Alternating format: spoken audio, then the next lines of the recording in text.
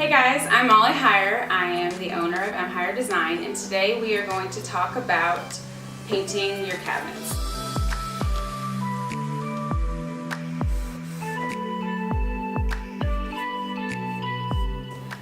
So the first thing that I say is take off the hardware. I know it's a pain, but you'll be happy in the end because you won't be trying to clean off brush marks when you're painting it. So I just take a Phillips head screwdriver and remove these screws and get these pieces off.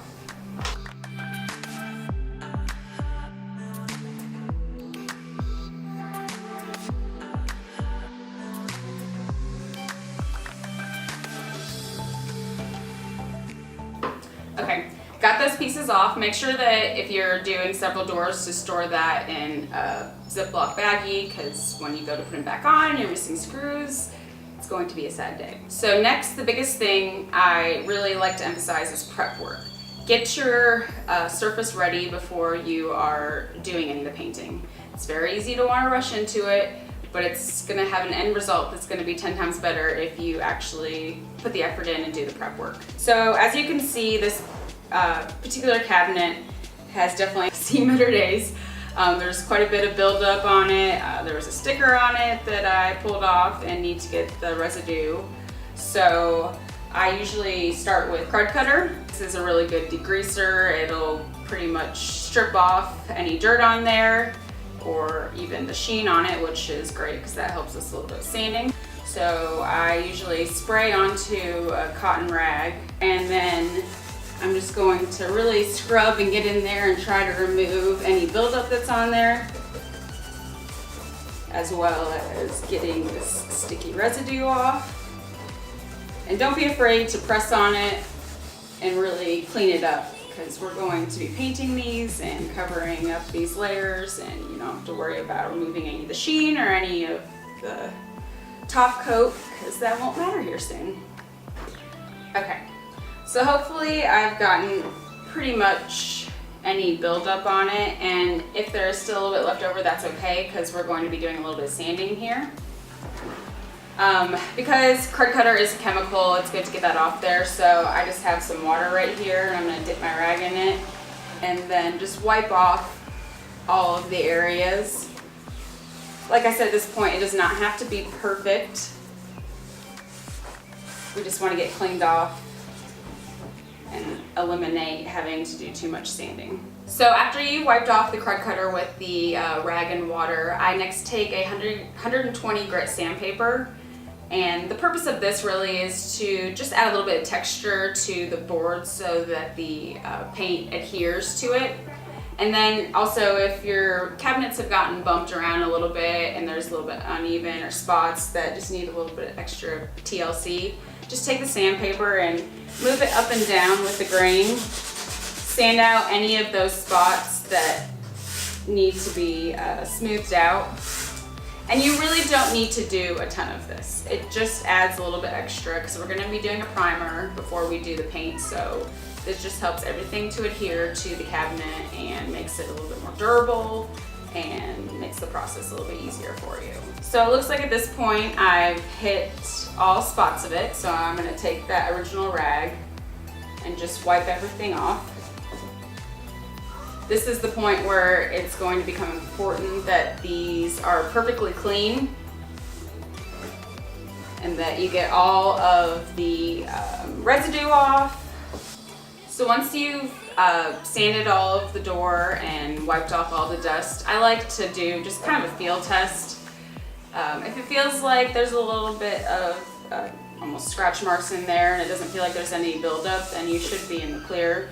And like I said before, it's very important that you're getting all of the dust off, if the cotton leaves the rag, make sure to get that stuff off too, because you don't want to have to sand that off after you have started putting layers of paint on.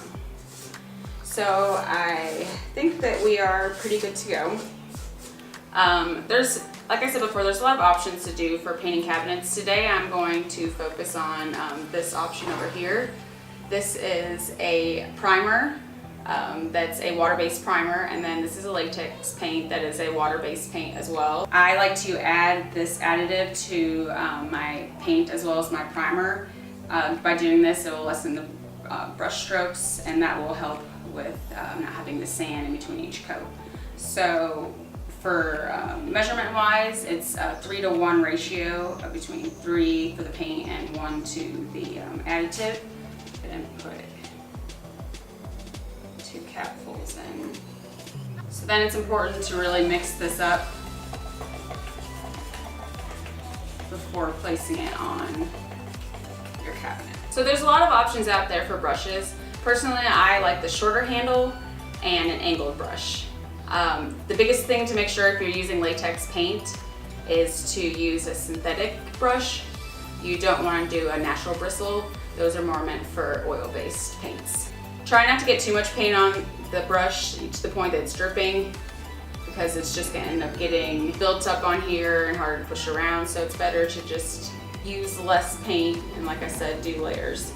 So you really want your first layer to be thin, so if there's any texture issues, you can lightly sand it and then put another layer on. So I just go back and forth with the grain, making sure to hit every spot of it.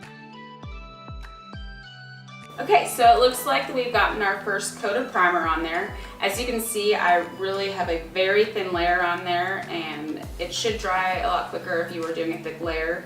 And once it is dry, then we can go to our next step of sanding it.